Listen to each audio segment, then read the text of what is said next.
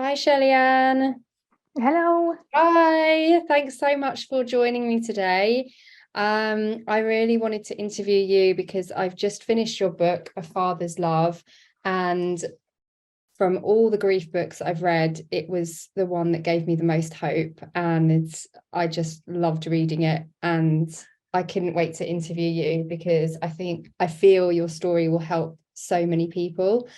Um, just for anyone that's watching this, Shelley-Ann had a near-death experience when you were very young, and your father sadly died when you were 5 years old, and then your stepfather died in 2017. So I just wanted to really explore how you dealt with the grief.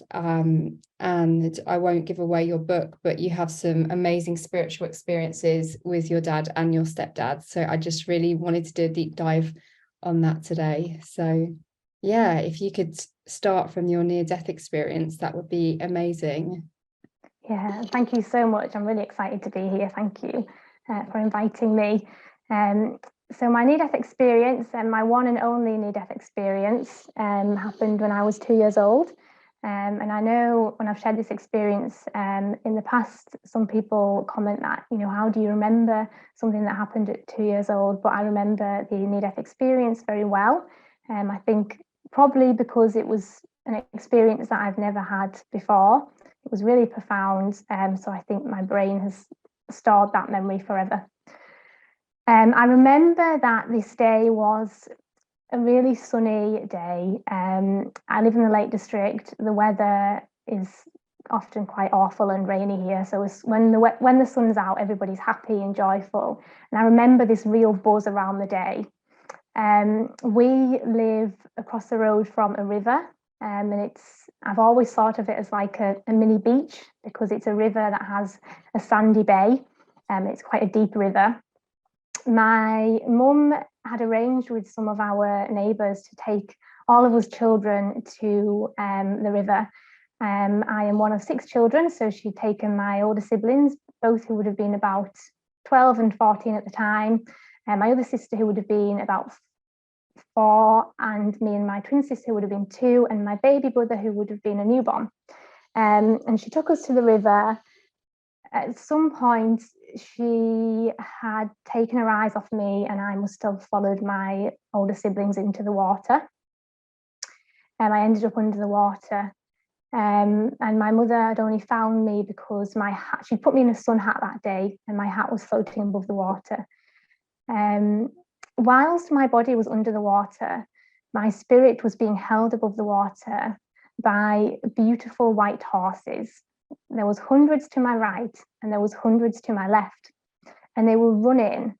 They were running with urgency, and I knew that that urgency was for me, but I wasn't disturbed by that urgency because I was enveloped in the most loving embrace. I was enveloped in incredible unconditional love, euphoric feelings of joy, bliss. I use the word ecstatic because I think that's what ecstasy must feel like, because it was so much love. I would say that I could explode. It was so powerful. And there was really beautiful angelic music in the background. And I could see my family on the shore. I could see them, but they looked as though they were much further away than they would have been. But I could see them really clearly, and everything was surrounded in a bright light. Everything looked so much brighter.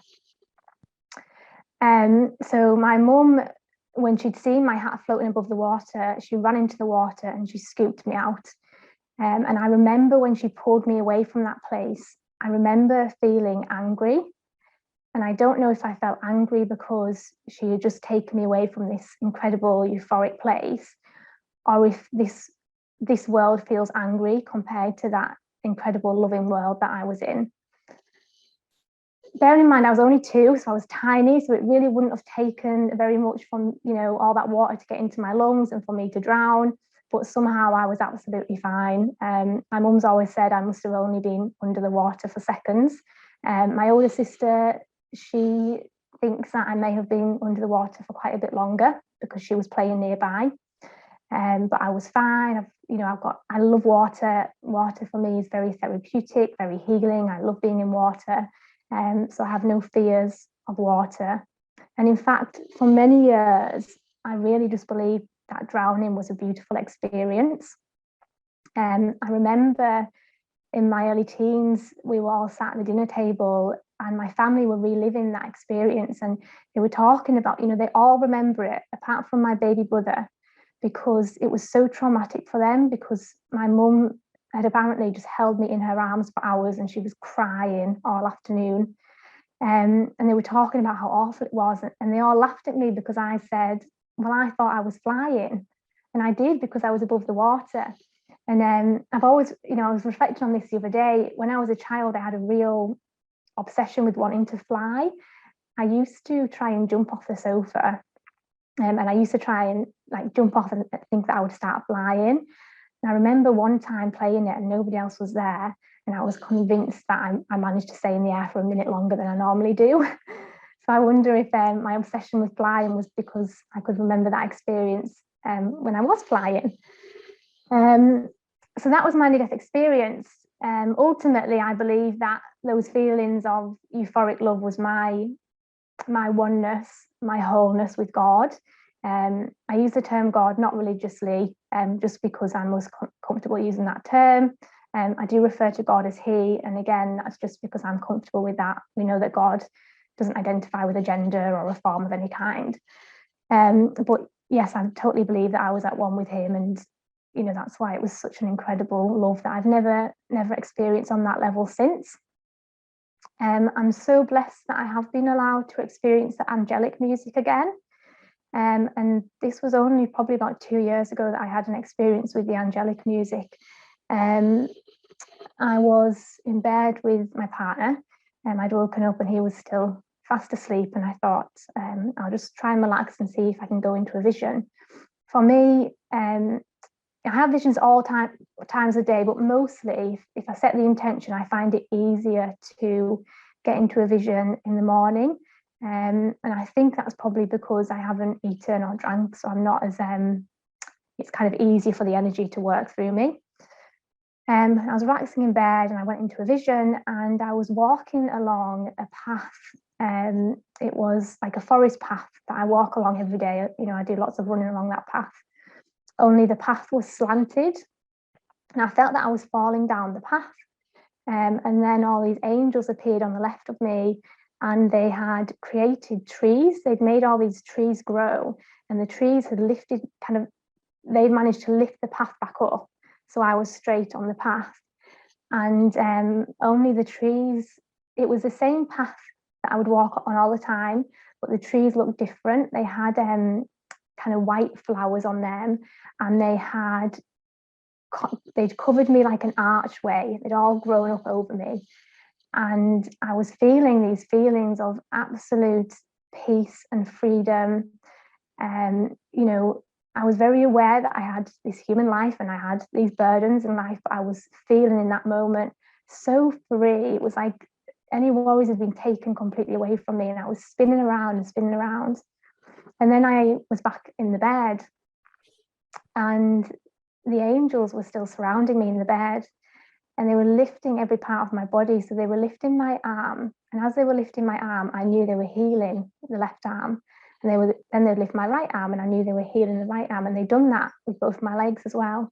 And all the while, this absolute perfect, amazing, beautiful angel music was they were singing. It was, like angel chorus, I suppose, angel choir even. And they actually lifted my body up and they spun me around. So kind of from my back to my front to my back again. And I think that was their way of showing me they were healing me from front to back. And it was such a beautiful experience. I was just saying, thank you, thank you, thank you. And then I remembered that my partner was asleep next to me, and I thought, oh no, my partner might hear what I'm saying, and he might look at me and he might see that my body is floating above the bed. And that thinking like that brought me straight back into my body. Of course, when I looked at my partner, he was fast asleep. And I think even if he had woken up, I would have just looked like I was asleep. I don't think it was my physical body that was that they were working on. I think it was my spirit body that was floating above the bed. So that was a really, really, I've had experiences with angels, but that was the most profound experience for me. That incredible healing and incredible music. Incredible. Can I just ask, when you had the near-death experience, obviously you were really young, did you feel like you were home? Like yes. You felt like you'd gone home? I felt like, gosh, I can't even remember even thinking, but I just felt incredible love, incredible wholeness. And perhaps that was an element of me being angry when I was brought back here, because that was home. And I can say at 2 years old, I was clearly quite happy to stay there. But yeah, absolutely. I would say spirit heaven is home to me. Definitely. And the vision that you had when you were a bit older, did you feel like it was more real there than this life?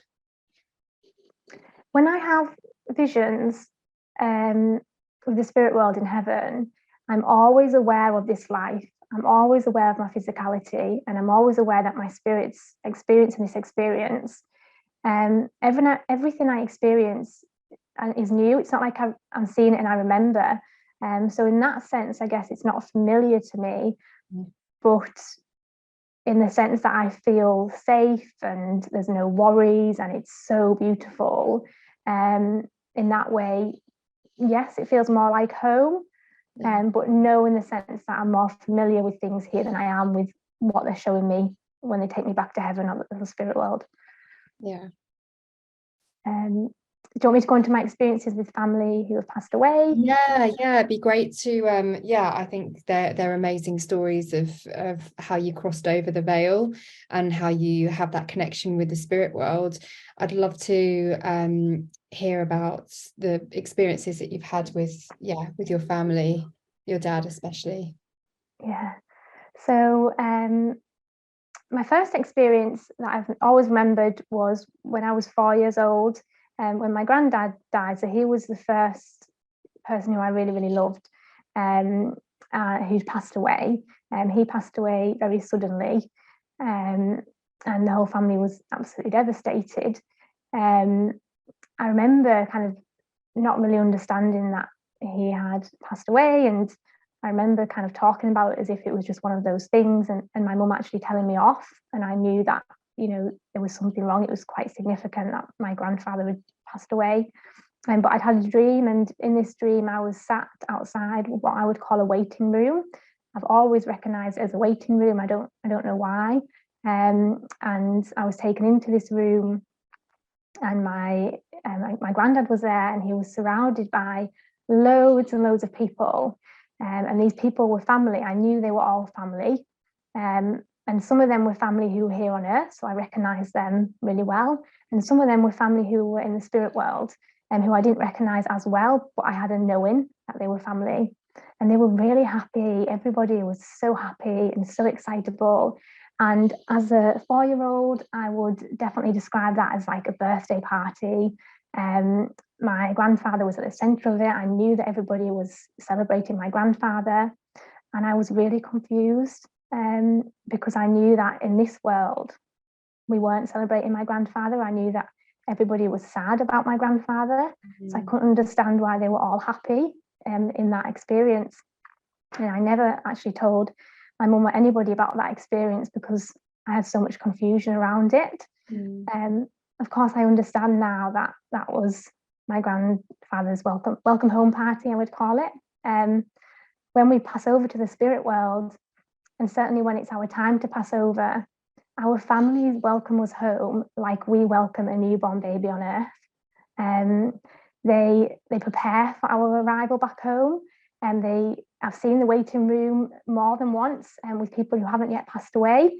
So they wait for us to come home, when our time is becoming near, and there's lots of joy and excitement for us returning home. I know that when people pass away suddenly, I know that they are always given the opportunity to say goodbye to their loved ones in the spirit world, even though they might not remember it. And I know that because My stepdad taught me that. So my stepdad, he passed away in 2017. He passed away really suddenly. And I was with him when it happened. And I really struggled for the first year after he passed away because I had a lot of self-blame and some trauma around his passing, really. But pretty quickly after he passed away, he began to visit me in my dreams. And when he would first visit me, I would cry and cry and cry, and he would just hold me. And then I came to understand that this time I was spending with my stepdad in my dreams was temporary. So I needed to start making the most of this time. And anybody who's had a spiritual dream, it's very clear that it's a spiritual dream, and it's not the same as a normal dream. I'm always very aware when I have a dream of a person who's passed away. I always know they've passed away. I always know it's a temporary experience. I always know I've got my physical form here on earth and that I'm having a spiritual experience. I remember everything. So I'm very, very aware in those dreams. So what I had taught myself to do was not to cry when I see my stepdad in my dreams, but just to really enjoy spending time with him. And he started teaching me a lot of things in my dreams. He would pick me up in he would pick me up in a shop, he'd pick me up at home, and we would meet each other. We'd always greet each other with a hug, and then he would just talk to me all night and teach me about the spirit world. In one of my earlier experiences, he actually came to me with a green cast on his ankle. And I remember telling my family, and they were really concerned about this. They were like, well, why is he wearing a cast in heaven? But a week later, my sister-in-law broke her ankle. So that was his way of showing me that he's around our family and he can see what's going on. And my sister-in-law, bless her, she's still having issues with her ankle today. So it's had a massive impact on her life. He came and picked me up in a white car on one occasion. And I Googled the white car because he'd never owned a car like that, not while he was my stepdad, but it was a make of car that would have been really popular when he was around about 17. And he loved his cars, so that made perfect sense. People, when we pass over to the spirit world, if we love a materialistic item, we can have that in the spirit world with us. And he's taught me that repeatedly. So not in the physical sense that it can't physically be there, but it can be there in spiritual form. You know, sometimes people they've been saving up for a car for years, and it's their pride and joy, and it brings them loads of joy. And of course, if that item brings them joy, then God's going to allow them to have that in heaven. I actually had an experience with a little girl who passed away, and when she went into the light, she had a little bit of difficulty crossing over to the light, and I supported her with that. And when she went in, she was holding a violin, and she dropped the violin and ran towards the light. And the violin actually picked itself up and followed her into the light. And that's because that violin was obviously a significant part of her life, perhaps a really important part of her identity. I had a lady in the spirit world who still was working as a waitress because she loved her job. She loved her job on earth. So if she still wanted to do that, then she was still going to be able to do that in the spirit world. So that's just incredible, I think. Anyway, so yes, my stepdad, he showed me that we are able to say goodbye to our loved ones who pass away in the spirit world if we weren't able to while they were here on earth. And he showed me this experience when it was in a dream, and my mum and I were sat on a bench, and my mum was really nervous. She was wringing her hands, and I could feel that she was nervous because she thought my stepdad wasn't going to turn up. And by this point, I'd had, lots of dreams with my stepdad. So I was very calm, and I was saying to her, don't worry, he's going to come. And he came, and he had a great big smile on his face, and he opened his arms and he said, hello, my lovelies, which is exactly what he would say on earth. And he was glowing. And for some reason, my stepdad chose to stay earthbound for about a year. And this was a dream when he'd chosen to go to the heaven level. And that's what he taught me. And sorry, I'm going really dizzy now. It's because somebody's Does he come in? Probably could, yeah. You know what? My feet are freezing cold. I feel spirit like mixing with my auric field. Yeah. Yeah. Yeah. So he was showing me that he was in the heaven level, and he showed me that in the garden with the benches, wasn't just our bench. There was lots of benches with people sat on, and he taught me that all these people were sat on the benches waiting to say goodbye to their loved ones who passed away suddenly in the spirit world. And that was just so beautiful. And I had thought, when I came back from that dream, I thought, oh well, because he's now gone to the heaven level, perhaps he won't visit me as much in my dreams, but he has continued to visit me and to guide me. Another really beautiful experience I'd like to share, and one of my favorite ones, was not that long ago, about a year ago. I had a really challenging job. I worked in child protection. It was just coming out of the COVID lockdown restrictions, and I was struggling a little bit. I felt really helpless. I felt really hopeless. People were, just having crisis left, right, and centre, and there just wasn't enough resources to support them in terms of the mental health. And it was a Saturday evening, about 2 o'clock in the morning, and I was still awake, worrying about this particular family, who I thought weren't getting the help that they needed. And eventually, I had gone into a vision, and I was running down some steps in a train station, and I was running absolutely uncontrollably. And I ran straight into this man, and luckily he was sturdy enough not to fall back. I lifted my head and looked into his eyes, and I looked straight into, my stepdad has these really nice light blue grey eyes, and they're very unique, they're unmistakable. I looked straight into his eyes and I just burst out crying, and he just held me. And I told him that I found my job really hard, and then I looked on the floor to the right of him, and there was a little brown suitcase, and I could feel myself coming out of the vision. And I was desperately trying to stay there because I had so much that I wanted to ask him. But I came out of the vision, and I was still, I was still crying when I came out of the vision. But the next day, I went on to like a job search website. I applied for a job. A week later, I was offered an interview.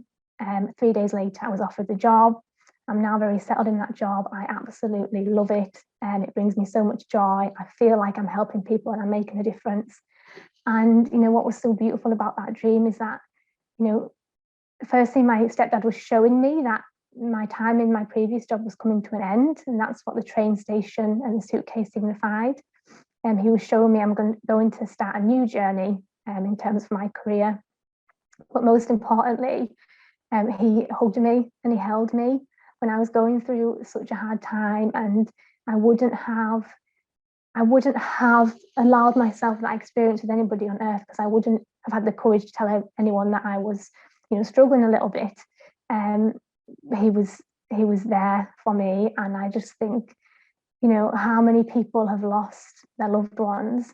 This was 4 years after he passed away, and how many people would give to have a cuddle with, their loved one in spirit, to have them reassure them, to feel them.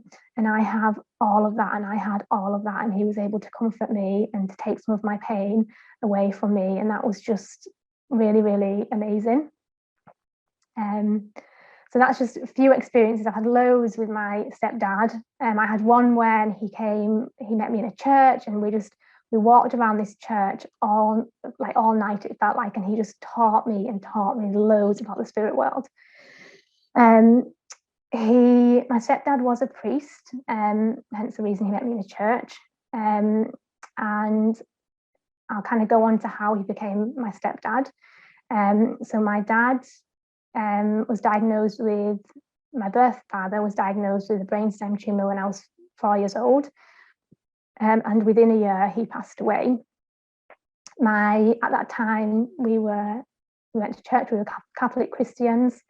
And my stepdad was actually our priest, and he would come to the home and do like services for my dad.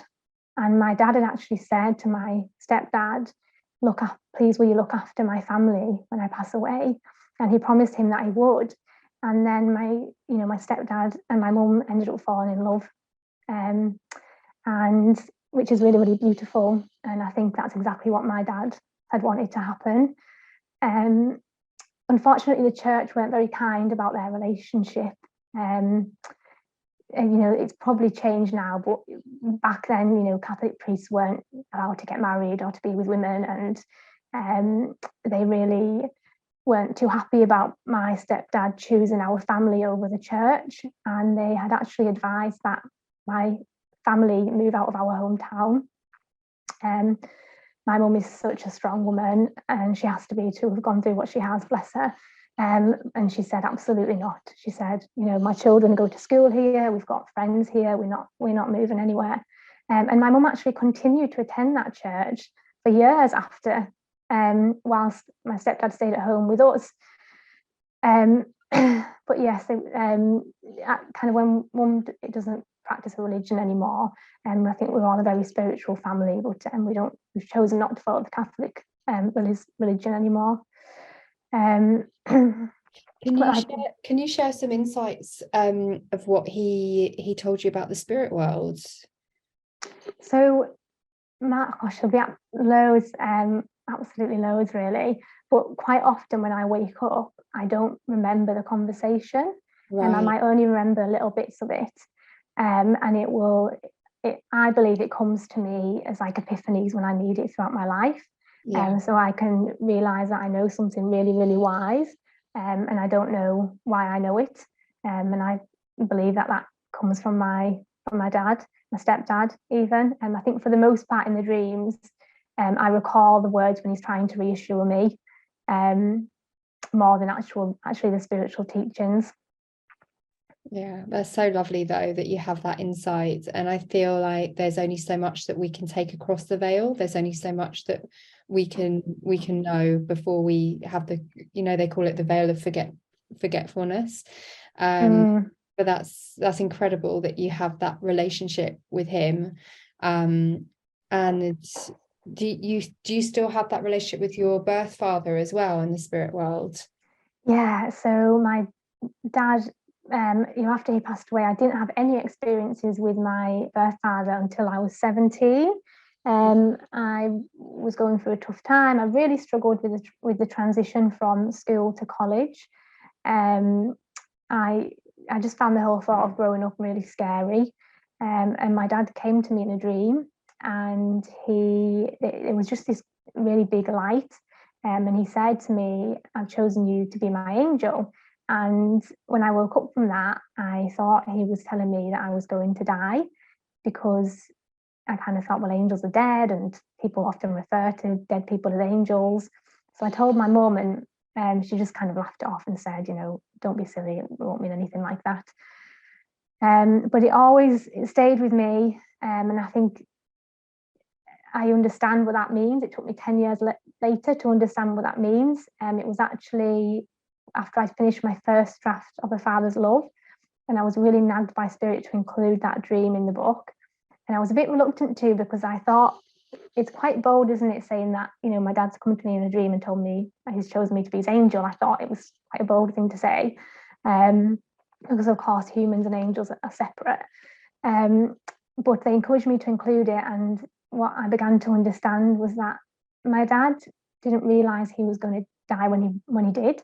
He thought that he would have more time, and he didn't leave a message for our family. He didn't leave a recording, and I always struggled with that. Why didn't if I was going, if I had a terminal illness, I would prepare and leave things behind for my children to remember me by, like personal messages.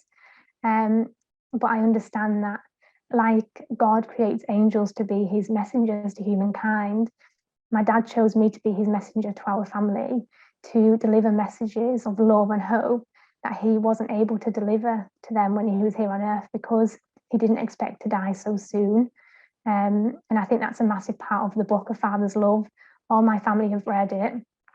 All of them have been really supportive and really thankful for the book. And I believe that, that was a massive part of my purpose. And, he's worked with me throughout the book. Me deliver. So you co-wrote it with your dad? Yeah, totally. Yeah. Definitely, yeah. And that's when I felt him the most strongly with me throughout me writing A Father's Love. I'd say he was with me. Well, he was definitely every single time I was writing the book. Almost every day, I felt him really strongly with me. But initially, after that dream, it was really kind of basic ways of communicating. So I'd ask for a feather, and I would always get my feather. And I always thought it was funny because, the weather could be really wet and windy and awful, but then this feather would be bright white and it would be dry. And I would think, how can that feather be so white and dry when the weather's absolutely awful? And he would do, I would ask for a feather and he would always deliver it in the most creative and beautiful ways. And I do absolutely know, because of a vision I've had, that feathers are literally sent from heaven. So I had an experience, again, while I was just sat on my bed, relaxing, going into meditation, and I was taken to what I would call heaven. When I'm in heaven, they don't let me remember my surroundings. It's almost like it's a tunnel vision. Whatever I'm supposed to see is what I'm supposed to see. So, I wasn't aware of my surroundings, or if I was, I can't remember. But I was looking straight at this tree, and the tree trunk, it was gold. The tree trunk was gold, and the stems coming off the tree were also gold. And where we would see green leaves, there was white feathers, and one of the white feathers floated down. And I wasn't looking at this, because you would think, wow, like thinking about it now, I think, gosh, that is so beautiful. But I wasn't thinking that when I was looking at it. It was like, I was just looking at it. I wasn't thinking anything. But Spirit, after that feather had floated down, Spirit, of course, then started delivering the knowledge to me. And they helped me to understand that that was the feather tree. And that when people ask for their loved ones to send them a feather, that automatically triggers something in heaven, and a feather from the heaven tree will float down and it will go to an angel who will then deliver that message to the spirit person, and then a whole team of them will work together to get that feather to us on earth. Now, of course, it's not the actual feather from heaven, but they're able to make it into a physical experience. So in that sense, it literally comes from heaven. It's like you make that wish and then the feathers falls off the tree, and it's, they work really, really hard, the angels, our family in spirit, to get that feather to us. And I just thought, wow, that was such a beautiful experience, because all the times that I've had feathers delivered to me when I've asked them, and I've never once thought that there could be a feather tree in heaven, it just never crossed my mind. So that was really beautiful. I always think, why didn't God make me a really good drawer? Because if I could just draw what I saw, then maybe people could relate to it a little bit. But it's really hard for people to see it how I saw it, because it's difficult when someone's explaining it to you. But in all honesty, especially in terms of that feather tree, I don't think, in fact, I know I couldn't draw it like what I saw it, because it was, the colours were so bright and beautiful, and, we just don't have that colour here on earth for me to be able to do that. But that was kind of probably one of my favourite, most recent visions with the feather tree. Dad he had an experience with him like whistling to me. We would send messages through songs and things as well. He still does that. But this particular day I was out for a run, I had my headphones in, and somebody came to the left of me and they whistled in my ear, and it was so loud and so clear that I got the fright of my life. I turned around, I took my headphones out, and I thought, that was really, really weird. And I got home and I told my mum, and she went, your dad used to whistle a lot. And that reminded me of a local lady, who always says to me, I used to call your dad Mr. Whistle, because he used to whistle all the time. And then, of course, about 2 weeks later, I was cleaning the bathroom in the house, and he came to the left of me and he whistled really, really clearly and loudly in my ear. And again, gave me the fright of my life. But he just was doing it that second time to verify that it was him the first time. And there was no, there was no way that could have been anything else, because I was the only one at home in the house. There's nobody else there. So that was amazing. And then I think I cannot remember when I really started feeling Dad's energy so powerfully, as if he was physically here. I can't pinpoint when that started happening. It seemed to really, really happen quite significant in my late 20s, kind of probably from about 27 onwards. And I think most probably that's because I was acknowledging my experiences with Dad, and that was somehow helping to make those more powerful. I certainly think that my near-death experience when I was 2 years old has made it easier for me to feel and connect to spirit. I remember my sister once saying to me, I know Dad's around me, I know he's here, but I don't feel him the way you do. And then we got off the phone and I felt him come to me, and he said exactly like this. He said, "I'll show her I'm around her." And then 2 days later, she sent me a message saying, "I felt Dad so strongly last night. I'm sure he came and kissed me on the cheek." And I was so thankful. I was so, so thankful that she was able to have that experience. Gosh, I've had so many experiences with Dad, lots where I've been able to go to my family. I'll say things like, "Just look out for Dad, he's around us," and they'll always say to me, "How do you know? How do you know when he's here?" Sometimes I can say it, and then they'll tell me they have had an experience recently, and they say, "How could you have known that I had that experience?" And it's because he tells me that he's around people. My father never took any pictures with me and my siblings when we were little, and this always really, really upset me. Obviously, in today's day and age, we are taking pictures all the time, but back then, there wasn't social media, there wasn't phones with cameras on or anything. And he was an overweight man, so he was quite possibly quite self-conscious, but it always upset me, and I always really, really hoped that Mum would somewhere find a picture of Dad with all of us. And this wasn't too long ago, actually. This was I included this. I'd finished the book and I went back and added this back in the book because it only happened this year, 2022. And he came, and I was just got into bed. He came to the left of me and he said to me, "Someone has a memory of me from many moons ago." And I knew that he was telling me that somebody had a picture of him or somebody had a video of him. I didn't know that it was going to be a picture of all of us with him. A couple of months before this experience, our paternal family set up a WhatsApp group. We'd lost contact with them, but they set up this group, and we began to reconnect to our cousins on my dad's side and my aunts and uncles, my dad's siblings. And the day after this experience, I thought to myself, I wonder if I should post in the WhatsApp group and ask if anybody's got a video or a picture of Dad. But I thought, no, they might think it's a bit strange. I won't bother. Well, that evening, my cousin, he posted about 10 pictures in the group, and he put like a little, "Look at these pictures from years ago." And I went to look through them, and about the fourth picture in, there was a picture of Dad. And my mum, Dad was holding my baby brother, and we were all little children, tiny. I was about 2 years old, stood in front of my dad with my mum, and I was just absolutely over the moon. It's the one and only picture I have of Dad with all of us. And what's really amazing is all the work that went into that happening.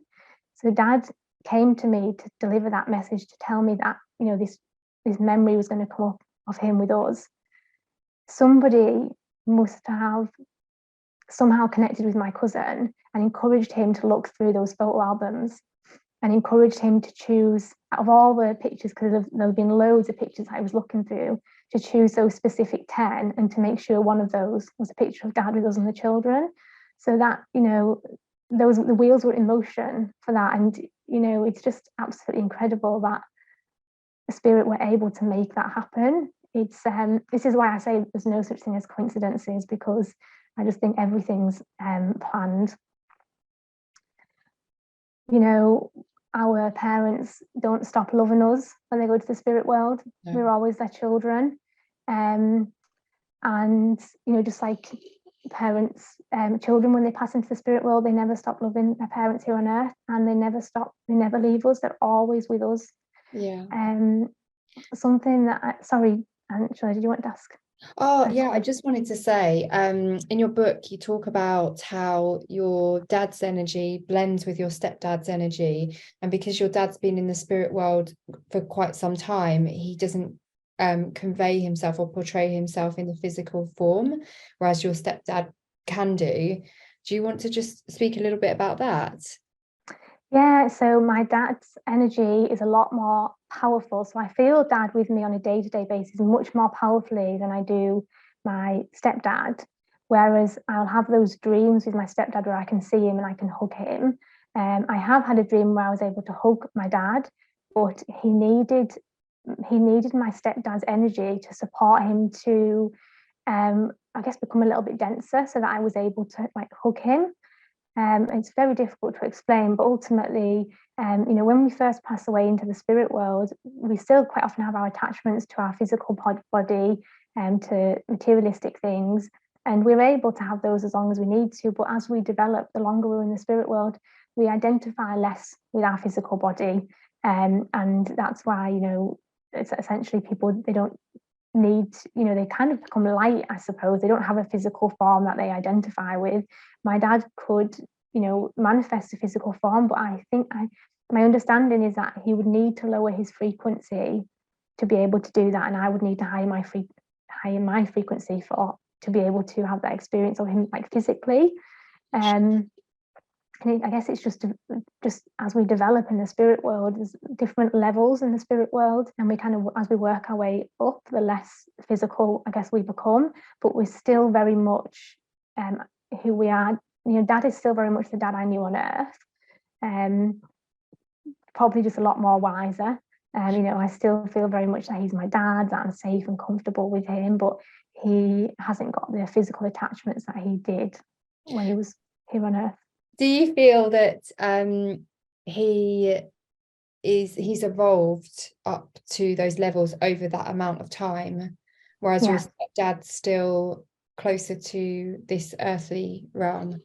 Yeah, absolutely. So I think the longer that my dad's been there and the more he's evolved, and the higher up he's become, I guess, on the levels, I would say it's being closer to God. I would say that the highest level is becoming complete in oneness with God and having no attachment to anything, having no you know, physicality kind of at all. We're ultimately just unconditional love and light.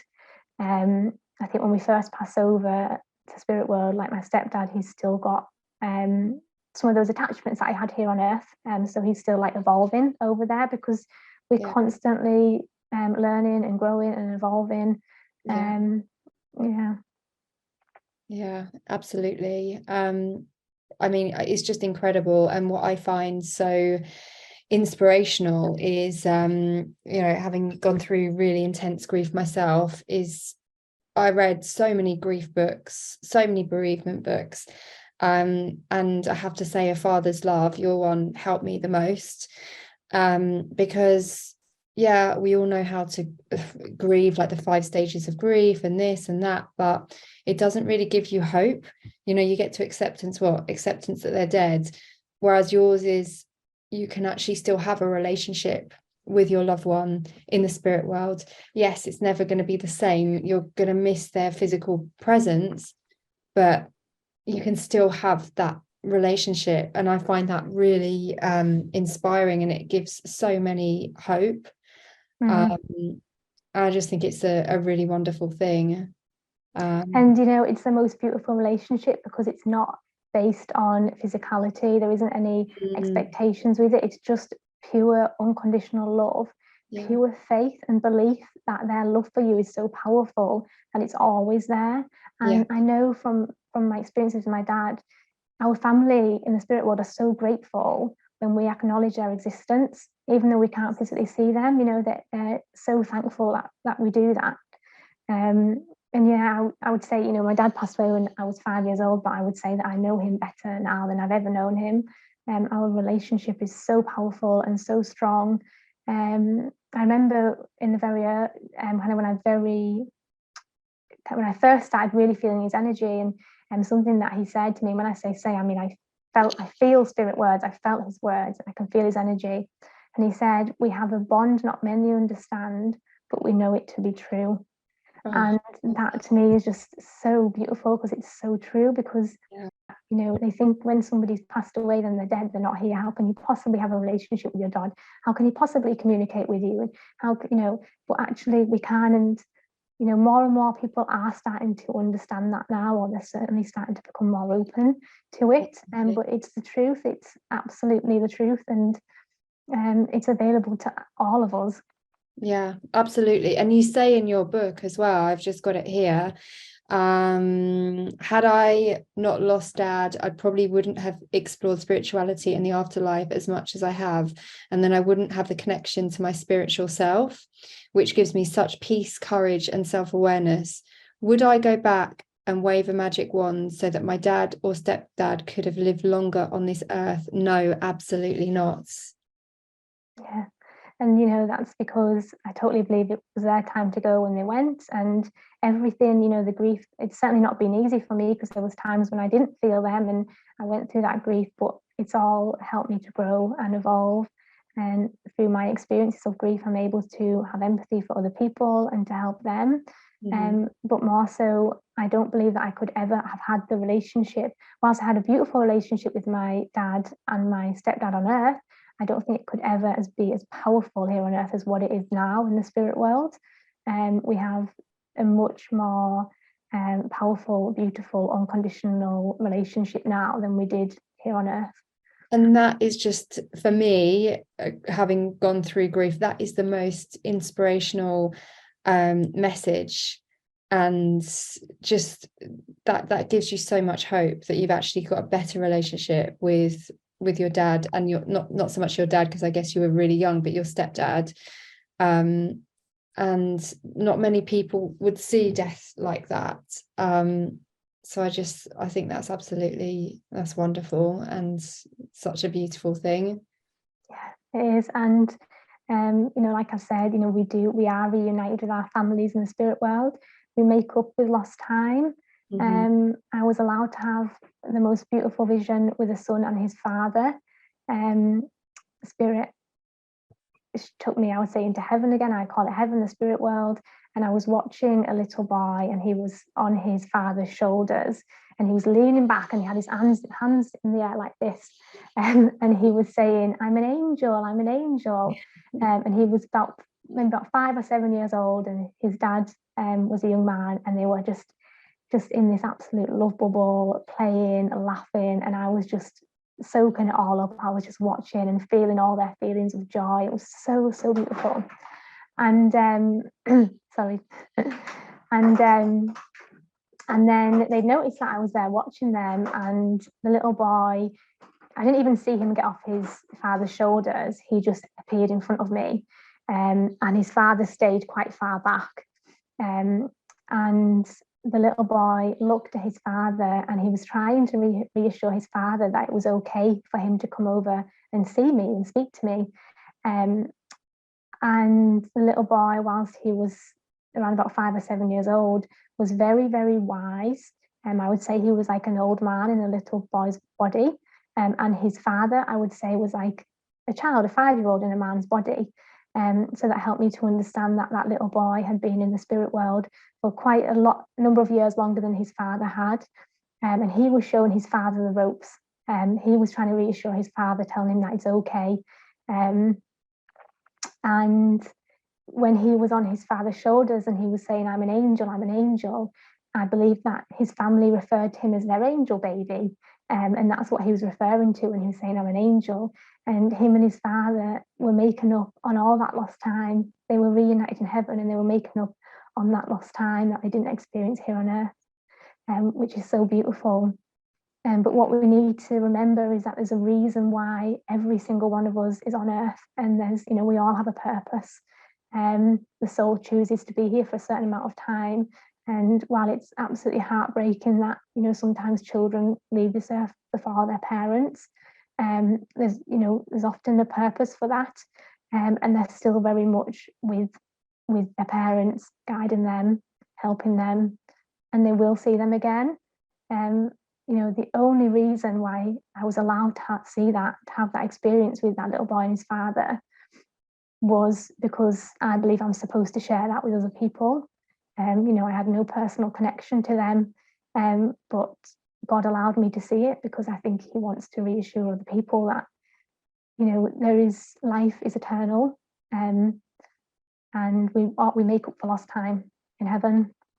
Do you feel that the spirit world is more real than here? Do you I feel like think, it's an illusion and we go back home?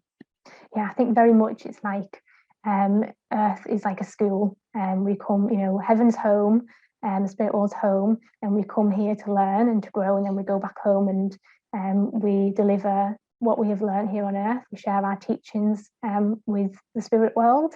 Mhm. Sure. Yeah, absolutely. I agree with that.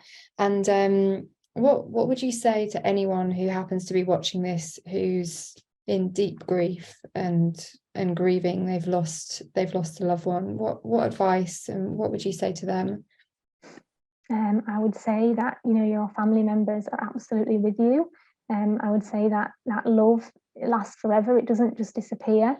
Anytime you have an inkling and, you know, you think that they might be sending you a sign, somebody says something that's very familiar to what your loved one would have said, or perhaps it's something you really needed to hear.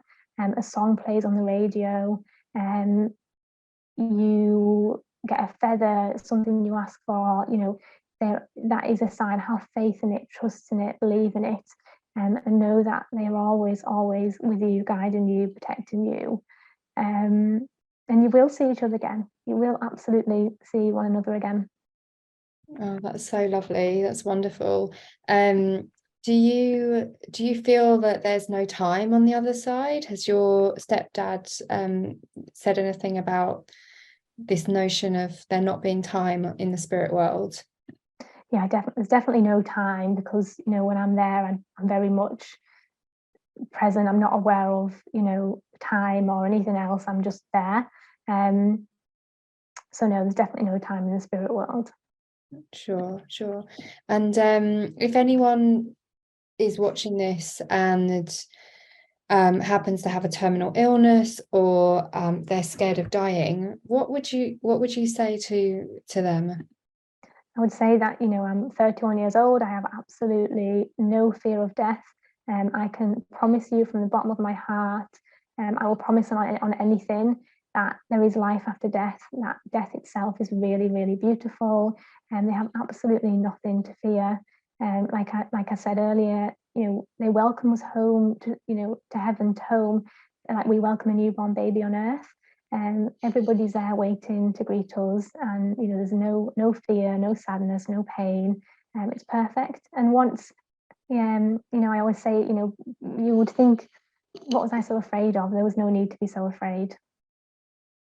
That's so beautiful. And yeah, thank you so much for coming on and talking about your experiences. If anyone's watching and they want to contact you, or if there's any way to reach out to you, is there any means that they can do that? And do you want to talk a little bit about your book? Yes, so they could reach me via email, which is Miss Horton. That's MISSHOUGHTON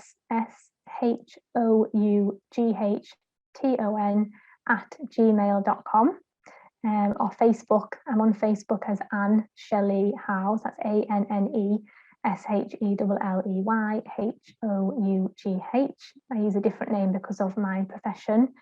And in terms of my book, yeah, so I talk very much about, you know, my experiences with Dad and my stepdad, and I've really only just touched on a little bit today. I talk about experiences I've had with other people in the spirit world, people who have needed a little bit of help to cross over. I talk about experiences with animals, pets that are in the spirit world, and, you know, that's so important for people to know that, you know, I would say, in fact, I know our heart is our heaven. So anything you have in your heart, including your animals, your pets, they're in heaven for you. So I talk about the experiences I've had with animals in the spirit world, angels. I talk about my experiences with God in the spirit world as well. And my hope, absolute hope about, the reason why I wrote the book is because I want to give other people hope, and help to bring some sense of peace into other people's lives. Thank you so much. And I can vouch for your book. I think I got through it in a day. I was so compelled to read it. And like I said before, I've read all the grief books, bereavement books, but this was the one that helped me the most. So thank you so much. And thank you for sharing your experiences and coming on and talking to me today. Thank you. Thank you Thanks, so Shelley. much. Thank you.